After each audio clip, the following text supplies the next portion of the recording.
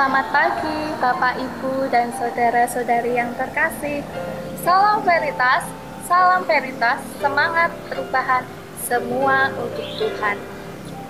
Bapak, Ibu, saudara-saudari yang terkasih, kita bertemu lagi dalam renungan suara veritas. Adapun Injil hari ini diambil dari Matius 19 ayat 3 sampai 12. Bapak, Ibu, suster, dan saudara-saudari yang terkasih, sebelum kita mendengarkan firman Tuhan, marilah kita berdoa terlebih dahulu. Dalam nama Bapa dan Putra dan Roh Kudus, amin. Allah Bapa yang penuh kasih, kami bersyukur untuk hari yang Kau berikan pada kami. Kiranya Engkau membuka hati pikiran kami untuk mendengarkan sabda-Mu, dan semoga sabda-Mu menjadi pegangan hidup kami sepanjang hari ini. Doa ini kami haturkan dengan nama Kristus Tuhan kami. Amin. Dalam nama Bapa dan Putra dan Roh Kudus. Amin. Matius 19. Setelah Yesus selesai dengan pengajarannya itu, berangkatlah ia dari Galilea dan tiba di daerah Yudea yang di seberang sungai Yordan.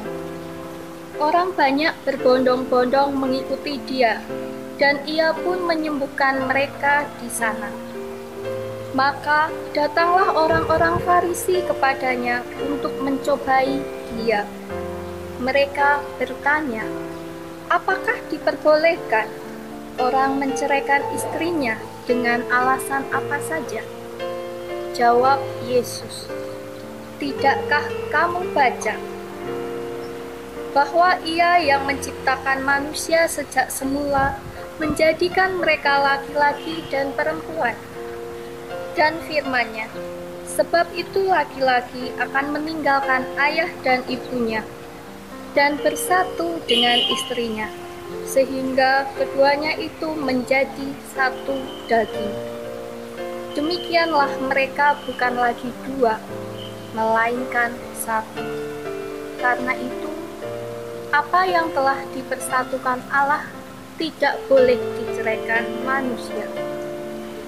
Kata mereka kepadanya, jika demikian, apakah sebabnya Musa memerintahkan untuk memberikan surat cerai jika orang menceraikan istrinya? Kata Yesus kepada mereka, karena ketegaran hatimu, Musa mengizinkan kamu menceraikan istrimu. Tetapi sejak semula tidaklah demikian. Tetapi aku berkata kepadamu, barang siapa menceraikan istrinya, kecuali karena zina, lalu kawin dengan perempuan lain, ia berbuat zina. Murid-murid itu berkata kepadanya, jika demikian halnya, hubungan antara suami dan istri lebih baik jangan kawin. Akan tetapi ia berkata kepada mereka, tidak semua orang dapat mengerti perkataan itu. Hanya mereka yang dikaruniai saja. Ada orang yang tidak dapat kawin karena ia memang lahir dengan demikian dari rahim ibunya. Dan ada orang yang dijadikan demikian oleh orang lain.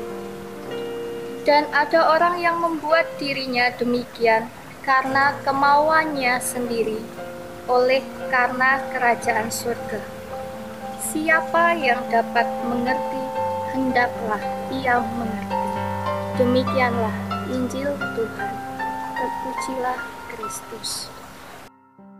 Bapak, Ibu, suster, dan saudara-saudari yang terkasih, dalam perikop Injil hari ini mengingatkan kita pada momen sebuah pernikahan yang berlangsung di sebuah gereja. Dalam pernikahan, sepasang kekasih mengikat perjanjian untuk selalu setia dalam kondisi apapun, baik dalam kondisi sehat maupun sakit, memiliki rezeki yang lancar maupun seret. Dasar pernikahan adalah kesetiaan. Setia bukan berarti setiap tikungan ada, melainkan berbicara tentang tekad untuk saling mengasihi dan menghormati satu sama lain, meski tantangan datang silih berganti. Yesus mengajarkan kepada kita bahwa perkawinan adalah suatu peristiwa sakral di mana Allah hadir di antara sepasang manusia tersebut. Sebuah pernikahan juga merupakan cerminan relasi antara Allah dengan manusia. Perjanjian pernikahan tersebut diucapkan di hadapan Allah, di mana Allah merupakan teladan hidup setia pada umatnya. Dalam relasi tersebut, Allah tidak menjanjikan hidup yang selalu berjalan mulus tanpa ada masalah. Sekali waktu kerikil tajam harus kita hadapi. Sekalipun tidak mudah, namun kita belajar untuk selalu setia dalam berbagai keadaan. Seperti yang digambarkan tentang relasi bangsa Israel dan Allah. Relasi seperti itu seperti sepasang kekasih. Relasi tersebut tentu menghadapi kesulitan yang membuat mereka ragu untuk mempertahankan perjanjiannya dengan Allah.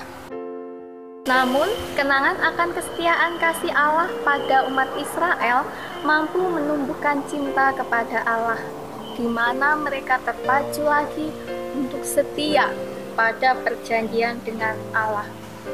Sayangnya, keluarga di zaman ini rentan untuk terjadi perpisahan dan perceraian dalam kehidupan keluarga.